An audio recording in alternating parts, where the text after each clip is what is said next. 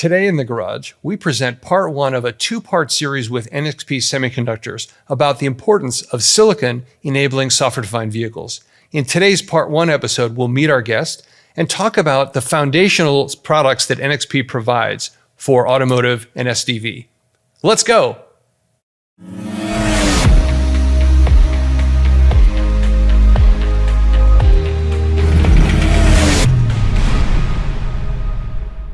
Today on The Garage, we look at automotive from a different perspective, the silicon perspective. And our guest today is from NXP Semiconductor. This is Brian Carlson, Head of Global Marketing for Automotive Processing. Brian, welcome to The Garage. Thanks. I've been looking forward to this. Thanks for the opportunity. I'm honored to participate. Thank you. We appreciate it. And you know, Brian, we've been working together for quite some time now. I'd love it if you'd start by introducing yourself and your role at NXP and what you're responsible for. Yeah, sure. So I am the Global Marketing Director in Automotive Processing. So the beauty of that is that I get to see all the different aspects of what's going on in automotive: electrification, autonomy, connectivity, and now most of my time today, literally most of my time is around software-defined vehicles because it's all-encompassing. And I look forward to talking to you about that. But just a quick thing on my background, I've been in the electronics industry for 30 plus years, and I've been through avionics and telecom and mobile, smartphones, and saw that big revolution come, and compute, and now really bringing that expertise and kind of seeing how a whole market can grow very quickly and transform. So that's why I'm really excited where I'm at NXP to be in automotive and actually be a part of this SDV revolution that's coming now. That's right. I mean, the automotive market right now is such a key growth area. So many companies across the industry are looking at it. It's exciting to be involved in such a growth area. We always like to get to know our guests a little bit, and I always ask our guests to tell us something interesting about you. Yeah, I have a lot of diverse interests, very eclectic. One thing I was thinking about, coming into this is, COVID actually changed my life a lot. In the past, this industry is so fast moving, and my job through my whole career has always been looking out 5 years, 8 years, where are things going, and really looking into the future.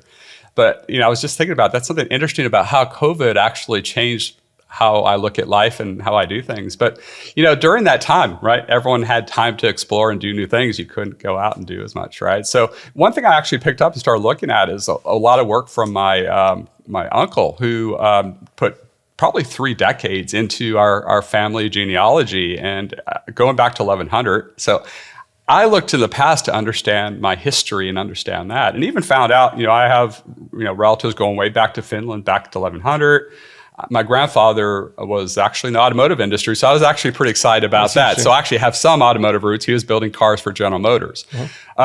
At the same time, I learned a lot about myself too there, and I got a smartwatch and monitoring what's going on now with all about the body and fitness and all that. Discovered a lot of trails. Being in Austin, I'm fairly new in Austin, and really discovered Austin and hiking, and got to go out with my daughter with hiking. So it's interesting because, like I said, I've always been looking to the future, but now it gave me a chance to look to the past and also to look at the present and actually be there more with family and actually, work more on myself and make myself better at the same time. So it's interesting. That's one way to look at it, I guess. It's good. I think COVID forced a lot of people to really think differently about what they do every day. And so that's exciting to hear. I always try to share back an anecdote on my side as well. Great. And my wife and I are both doing a lot of work on genealogy. She's back something like 15 generations. I think I'm back about 5 or so. And so we're both spending time on that, both different parts of different places, around the world that we've come from. So very exciting. Yeah, and one thing that was interesting of all of that, we happened to go to Park Cities and went into Salt Lake City and to the LDS library and the family tree stuff that they do there. And I found direct connection 12 generations back to Sir Isaac Newton. Well, there you go. So, I mean, there's some exciting things about when you start to look to your past. It's really interesting to see how you learn things even my parents didn't even know about their parents. Back in the day, there's things, so it's a really interesting story. It's almost looking at a whole movie about yourself in a way, right? So, but it's an interesting area. It is interesting. And I admit we like to binge watch all this kind of genealogy shows. So I agree with that. But I'm not going to call you Sir Brian though. Okay. I have to earn that one. But so now moving into the automotive for a minute, I think one of the other things we always try to start with is, I'd like to get the guest perspective on why do you think SDV is important to the industry, and what's the potential? Why is it such a key focus? Yeah, I think it's a key turning point. I mean, look at every industry, how digital has transformed those industries. And for the good and for the bad for some. Right? There's going to be winners and losers in this big transition, but it's something the industry has to go through. There's going to be some pain, right? Because this is very new to a lot of people within the automotive industry, which has historically been very evolutionary, very incremental steps. This is, I like to say, it's like doing brain surgery and heart surgery at the same time. It's even more than that, right? It's massive. And it disrupts everything from the development of the vehicle, the deployment, the business models, the organizations of OEMs. I mean, it's very broad, but it's required. It's required because if you look at where we're going, what's the expectation of a modern vehicle and what's the world like today, right? Our world is very digital, right? It's upgradable and devices really are a part of our life. And vehicles have bits and pieces of that, but they're not really something that can go into the future and provide what is possible. Yeah. So it's bringing the possible to our vehicles, and it takes us into the 21st century. We're a little bit behind the rest of the things that we interact with in our life, and this will just take us into the future. And if you don't do it right, the way we're doing it today, it's very incremental with new boxes, and some of these high-end vehicles, 175 boxes, and that's not sustainable, right? And so it's just not. It's not a path to the future. Yeah. So it's going to give benefits to everyone, and that's why I'm excited about it. And there's going to be pain, right? No pain, no gain, this type of thing. But once we get through that initial, where we're going over the next few years, it sets us up, the industry, very well for the future and gives tremendous opportunity, not only for the OEMs, I believe, but all of us. It's interesting. And you looked at that kind of a glasses half full and glasses half empty there. And I think that's exactly right, because there's no doubt there's some technical challenges. Yeah. There's some key evolution. There's organizational changes that are happening in OEMs. But on the other hand, there's a huge opportunity as well. There's an opportunity for the consumers who are going to have these higher expectations of vehicles being better. But there's also opportunities for better business models, better engagement with consumers, and so on.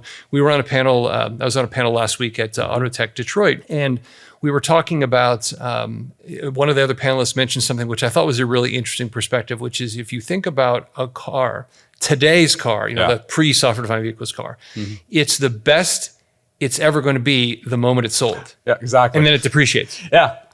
In the future, a software-defined vehicle will be sort of the worst it's ever going to be because it's only going to get better over time. That's a compelling way to think about it. I've been talking about that exact example, right? That's one thing that really has resonated. I've actually been talking about that for probably 2 years since the beginning. We really got heavily into this.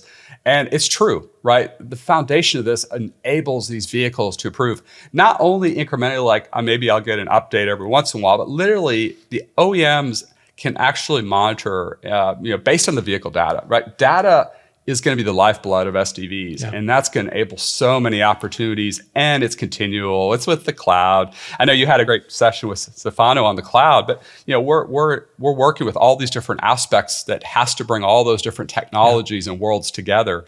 It's driven by data, and it's continually improving the car. It's not just giving the latest app, right? That's kind of how people think, and it's not truly a smartphone on wheels. I mean, there's aspects of that, but I don't like to hear that reference a lot of times because it's much more than that, because of that continual updates driven by real vehicle data and new opportunities that, to tell you the truth, I think there's some interesting things that are going to be coming that we can't even imagine, right? We're basically putting in the foundation to build a house, basically, or build the future. And that'll bring a lot of these new opportunities, and vehicle data is going to drive a lot of those new Absolutely. And I hope we'll talk about all those things. Data is something very important to us at Sonatus. Oh, that's right. Yeah. But you know what, on that point you mentioned about capabilities, one of the things that we also see is we have to, we as an industry, we have to design a vehicle to be able to put in capabilities that we don't even know about yet. Yes, exactly. And the example, maybe it's a silly example, but I was mentioning the other day, an example is streaming. So today, you have to try very hard to find a vehicle that doesn't have the ability to connect, streaming services to your vehicle. Right. My car has it. A lot of other cars have it. But 3 years, 5 years ago, that wasn't a thing. No vehicles had that. Yeah. So imagine you design a car, and then a year, 2 years later, that comes out. All of a sudden, your car is not competitive in the market because everyone expects streaming to be built in. Yeah. So that's just a silly example, and there's going to be much more than that. But the ability to put in services, and we're going to talk later about networking and those kind of infrastructure.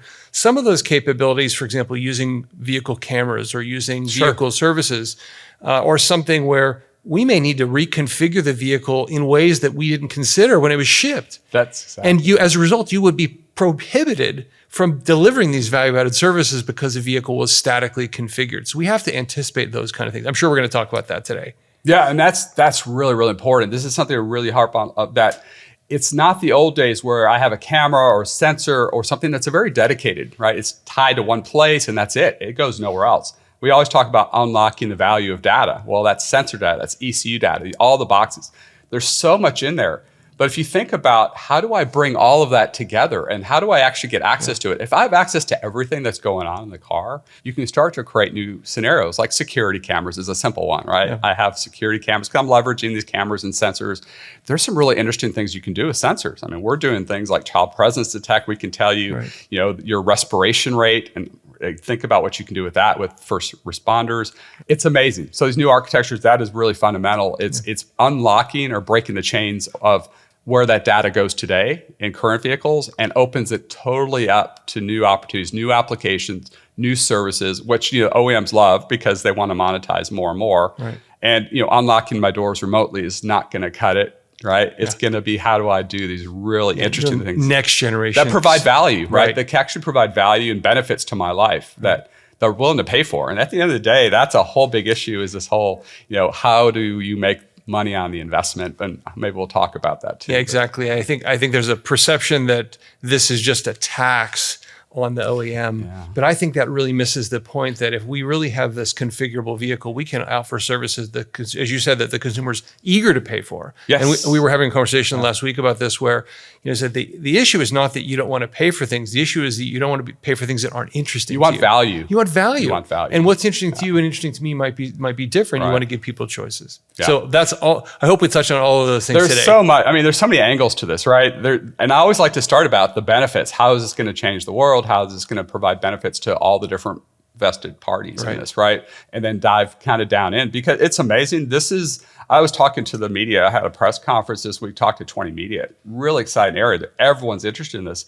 And there's so many angles. And I basically said, this is a gold mine of areas of information, like what we're doing here, right? There's so many angles to talk about because it is disruptive. It is new. It's bringing new opportunities in so many levels. Right. So that's why I'm excited about it. Yeah. That's fantastic. Now, you oversee at NXP a really important product line in the S32 product line. Mm-hmm. And I was hoping you could give us a little bit of an overview of that product line and the application areas it serves, because it's such a key player in the market. Yeah, definitely. So, S32 is something we introduced actually in 2017. The concept that we were going to bring this to market ends up, timing was ideal because we've now built out this whole line of compute platforms and with compatibility, a common chassis underneath all of these devices. And that is required because, software-defined vehicle is not just about one chip that's ruling the whole car. Right. It's very interesting. It requires diverse compute and very diverse requirements depending on what you're doing within a software-defined vehicle. Because what we're seeing is these architectures are moving to some aspect of central compute, high-performance real-time compute, which is different than applications and things like this. It's actually controlling the car and making the car do what it needs to do. What defines a vehicle, right? It has to drive, it has to steer, it has to stop, it has to have, control, right? There's a lot of aspects there, and all the data that has to be managed within a software-defined vehicle. So you have that kind of central compute aspect of it. So you need a certain type of processing that does that, and we do that today with our S32G family. We just introduced the latest, the S32G3. It just went into the first cars in the world, actually in China. They're moving very fast in China, already in production vehicles in China, doing that central vehicle compute function, which is the foundation really of these SDVs. Now, in between that is the zones, right? Zones are part of the vehicle that are managing what's going on in that part of the vehicle, right? Today, these vehicle architectures are so scattered. Like we talked about, dozens, hundreds, boxes everywhere across the vehicle. Dedicated single function boxes. Yeah, and it's not sustainable because, I would call that hardware defined vehicles, right? Because every function is defined by a box. Yeah, this box does this job, and that's hardware. Because people often ask, well, what is software defined? But that's almost a very simple, what is it? This box, its only job for its whole life is to manage the air conditioning or manage the windshield wipers or whatever like that. Yeah. It's hardware defined. And a lot of times they're locked in because they are not upgradable. Right. And they're not built for security, by the way. a lot of those boxes did not incorporate things like public key infrastructure of how you would do software updates. So they're very limited. But so what happens is all these boxes are being converged. What today is a physical ECU or box are now becoming virtual ECUs. So think of that concept, virtual. So that's where we come into play with our S32Z and S32E for zonal and electrification types of consolidation. So I have a chip, the S32E, that we have a customer that loves that because they call it the EV on a chip. So think about that consolidation. So what was 6 different boxes doing battery management, onboard charging, power conversion, energy management, motor control. All of those can now be converged into a single box, but you need special hardware to do that. Isolation, freedom of interference. It's a totally different world. So this is a purpose-built device for SDV to consolidate in these zones. So now you have, at the different zones of the vehicle, you're doing multiple things. And it can be cross-domain. So you can do body, propulsion, across the vehicle. So we have that. And there's also end nodes, which are, there's lots of legacy and there's still needs for discrete microcontrollers. So we have our S32K line to do that. So S32K3 is really popular. And as those grow over time, they do more zonal types of applications too.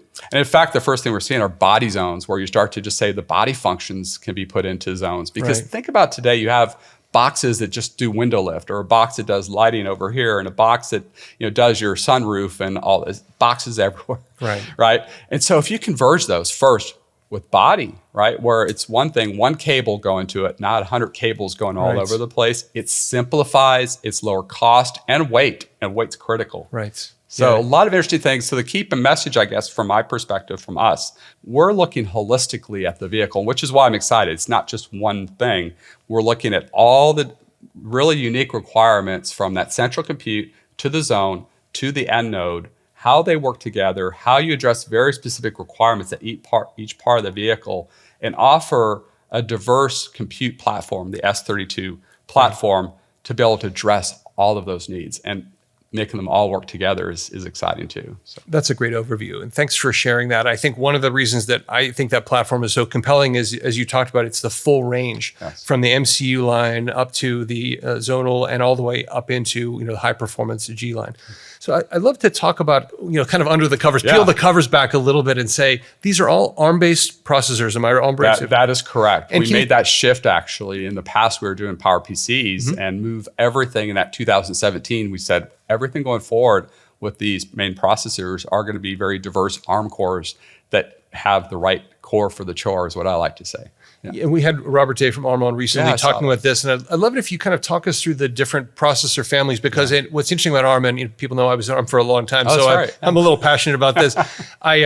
The different processor families from Arm kind of serve different needs. And I'd love you to talk about which of those you're using for which of these applications. Yeah, the beauty of the Arm A, R, and M. And I was actually involved with a lot of the stuff back in the day when the Cortex was being developed. I was like an input into that process. So it's exciting to see how this has actually played out. And it maps directly into what we're doing with S32. It's ideal because, so if we kind of go down from top to bottom, right? So if you look at a central computer, there are application types of things where you need to kind of have strategy and overall control and vehicle services. And things like Kubernetes as we're trying to deploy new services to the vehicle, right? Those are application cores. So ARM maps that, has great offerings for the Arm Cortex A series. So these are the application cores, right? They support large memory. They support all the capabilities you need for those applications. The other aspect in that central compute, which is becoming even more and more important, is real-time control. So think of it as a real-time, I don't want to say data center, kind of like centralized place for lots of real-time processing. So we're seeing real-time more and more coming into that central compute. And what's really good for that are the R cores, the Arm Cortex R cores. So it's a combination of R and it's a combination of M also, depending on what you're doing. So A, R, and M there. When you look in the zones, it's very similar. So there's some parts of the zone that are very real time. Think about things that have to happen at specific times: braking, steering, motor control, battery. Actuation, time-sensitive actuation. Exactly. I always say it's deterministic. You have to get something done within a certain time window. And if you don't, bad things happen. Right. So that requires very deterministic types of things. You can't do that with an A core, for example. That's where you need to have the R core for that. And then there's others that Cortex R. Cortex R, Right. yeah, Arm Cortex R. And there's others that are real time, but they're not hard real time.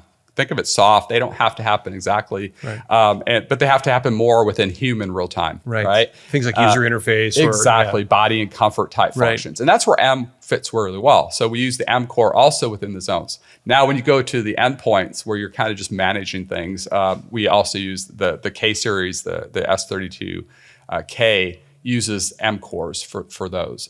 We also use this for motor control. We have devices for motor control also. So think of it as a hierarchy, top level, right? A cores, M cores, and now R cores are coming into the equation. So all three actually, because the central compute is a combination of things. Those zones, which is also a combination of more hard real time and soft real time. So R cores and M cores, and then the very low end or N nodes are typically M cores that are just managing some actuators and sensors and such. So it's really a hierarchy, and it maps to this whole thing back in, 15 years ago when we started talking with Arm about Cortex and this whole A, R, and M approach.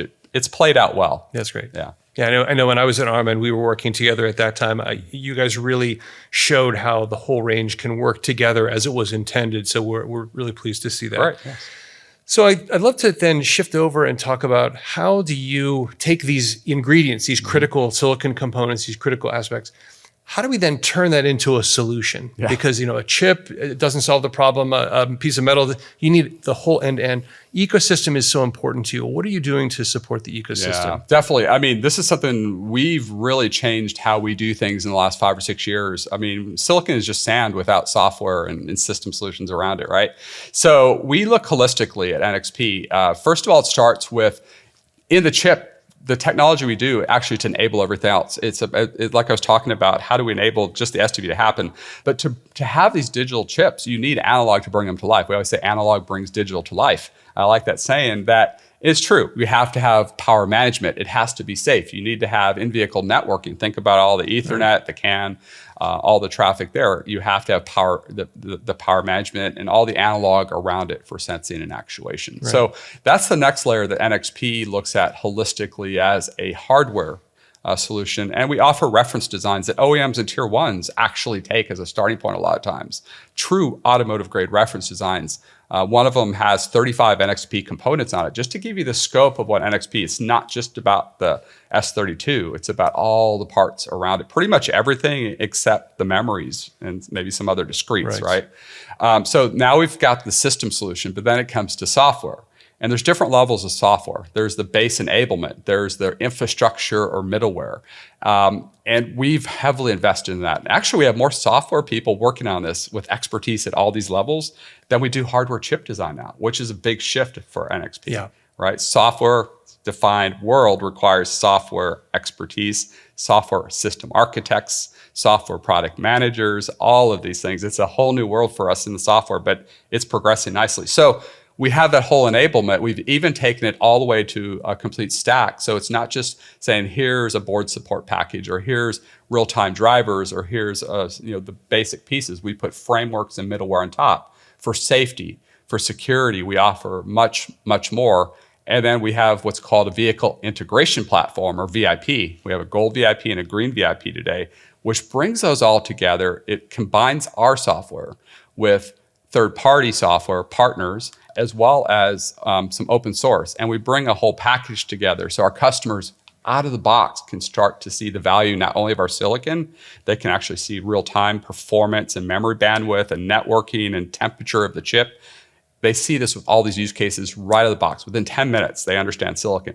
But then we take it to the development side. So now we have a whole development, whether it's real-time, right, AUTOSAR Classic, or adaptive AUTOSAR for applications and services, hypervisors, the virtualization, all the way to the cloud. So out of the box, we integrate AWS. They've been a great partner. We've worked with them for 3 years now. Right. And then working with Sonatus and others, bringing great value from partnerships on top of the silicon. So what we wanted to do is basically build the whole infrastructure from the chip to the system, to the reference boards, to the reference software, and be able to offer our customers a way to move very quickly so they can really focus on the value applications and services and deploy those onto the platform, because it requires collaboration between all the players. Sure. Yeah. And we've seen that firsthand. I mean, we've been working closely with you, and our team meets with your team, I think every week, I think. Pretty much, maybe daily sometimes. Yeah, that's probably true. And we're in production today with S32 platforms, rolling down the road today. And we've seen also, that you mentioned a lot of software engineers, not just hardware engineers. I mean, we're dealing with that. We're meeting some of your incredible folks on a continuous basis to solve these problems. Yes. And we're pleased to be a part of it. We're pleased to be developing on top of a range of your platforms and working with you in the future. So it's a great collaboration. Thank you for joining us for part one of our two-part series with NXP Semiconductors. In our second part, we'll continue the conversation and look especially into the future of future vehicle architectures and how can we bring them to life. We hope you'll join us in part two of our episode, which we'll publish soon. If you like what you're seeing here on The Garage, please like and subscribe to make sure you don't miss part two of our conversation with Brian Carlson. Thank you for joining us.